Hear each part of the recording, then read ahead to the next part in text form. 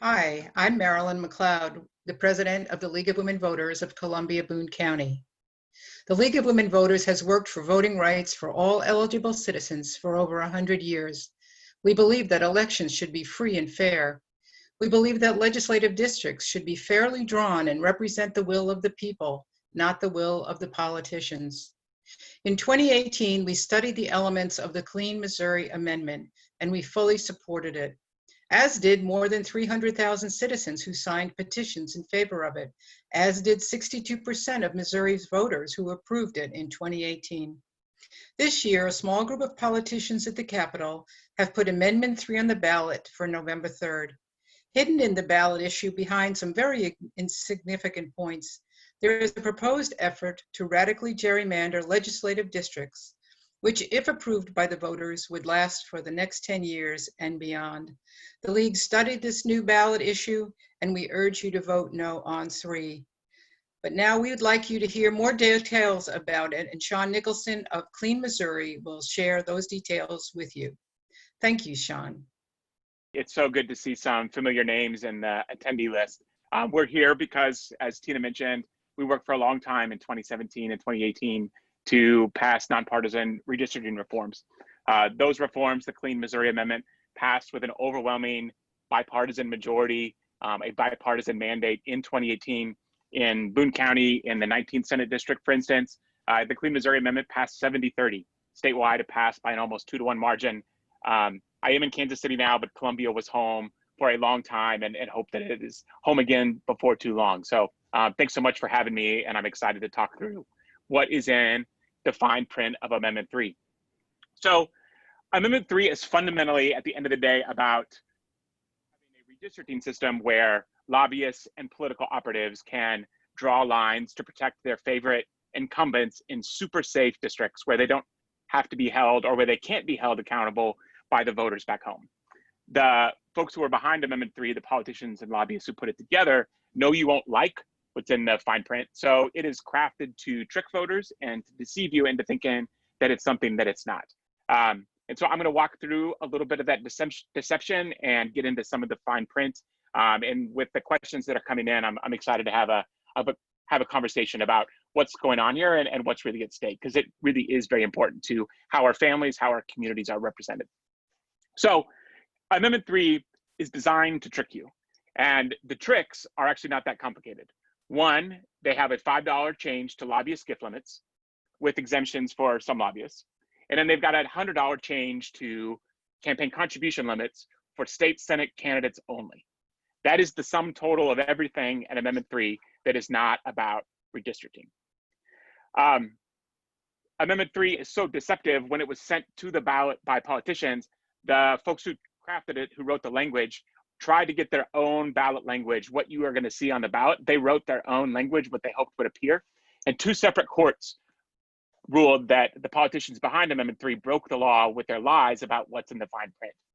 You may have seen, you probably saw that ruling in Cole County, and then there was a ruling at the Court of Appeals where both courts affirmed that what politicians had written was deceptive and dishonest.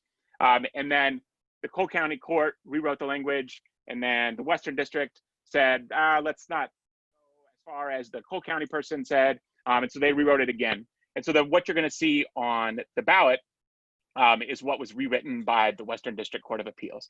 But the big takeaway, the net of all this, is that they broke the law and what they wanted you to see on the ballot. It is still, as Dave read, it's still a little bit confusing, and so I'm happy. I'm excited to be a part of a campaign that is helping voters understand what's really going on. So one thing that is super important to understand is that Amendment 3 is not an attempt to return us to the system that existed in 2011 or 2001. It has a lot of the things that you might expect in a gerrymandering plan. They want more secrecy. They want to make the map drawing body more partisan than it's ever been. Commissions have existed in Missouri in the past. The Clean Missouri Amendment didn't change those commissions at all. They still exist, but Amendment 3 would make them bigger, would centralize control and give the state parties, the state Democratic Party and the state Republican Party, more power for picking who's in the back rooms drawing maps. It has new loopholes and ways for communities to get carved up. It weakens protections for communities of color. It objectively weakens the legal protections for voters of color, which is a big deal and really problematic. And it has new loopholes to allow gerrymandering, so that all together, all these rules combined, the end result would be politician protection maps. So those are all the bad things that everyone expects to be in a bad gerrymandering plan. But there are three brand new things in Amendment 3 that are unlike anything else Missouri has ever seen and unlike anything in the country. One, they don't even want to count everyone in the maps. They want to change who counts in the maps by changing the population base in very profound ways that I'm going to talk through here in a second. Two, they want to flip the voter approved rules requiring an overall fair plan. They want to flip that on its head to actually explicitly allow the most extreme gerrymander, mathematically speaking, in the entire United States for state legislative plans. And then the third thing that they want to do that's unlike anything anywhere is they want to make it so judges can't even throw out plans, full map plans, even if the judge finds that they're unconstitutional. So on the who counts, because I know this is where folks have got some questions, and this impacts what you're going to see on the fiscal note for Amendment 3, and I'm going to show you that fiscal note here in a second. So right now, Missouri is like every other state in the United States. After the census is done, we take everyone who's in our state, the 6.1 million of us, and we divide that by the number of districts, and that's how you get the ideal population of every district. Missouri has been doing this since at least 1875, 145 years. We've been counting everyone when we draw the maps. Every other state does this now. This is a fundamental tenet of good, fair maps, of good democracy. The explicit goal of Amendment 3, this is confirmed on the record by the sponsor and by the Attorney General's office during the lawsuit. They want to cut citizens and non-citizen, they want to cut kids and non-citizen immigrants out of the population so that they don't count. They want to draw maps just on the number of eligible voters in the state. That may not sound like a big deal at first, but when you look at the numbers, it's a very, very big deal. So if you draw maps based on just the number of eligible voters, that's 4.6 million Missourians. Almost all of them are kids. So 2% of Missouri's population are non-citizen immigrants, regardless of status.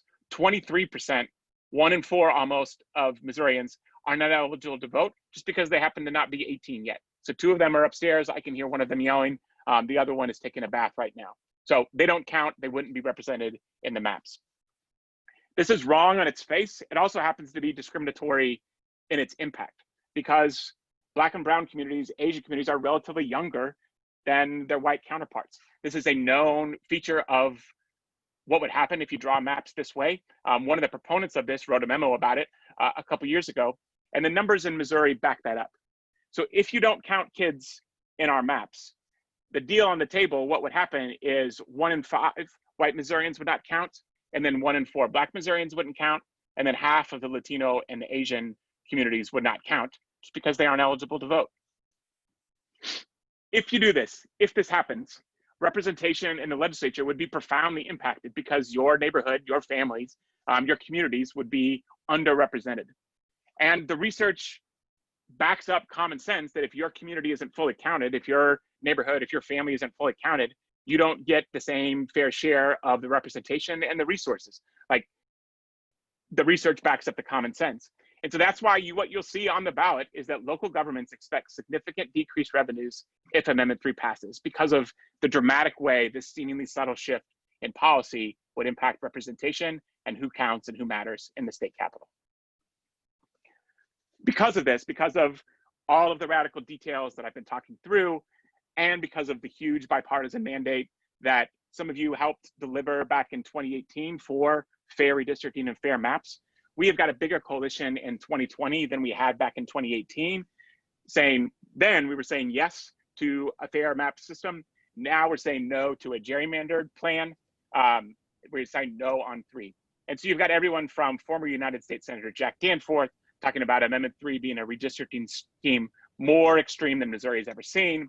You have leaders from St. Louis and Kansas City talking about the discriminatory impact of this proposal. This is really an issue, a question on which Missourians across the political spectrum, from small towns where I grew up, to big cities where I live now, to the suburbs, can all come together and say, this is a really bad, flawed idea, and it's not the kind of thing that we need Missouri to have.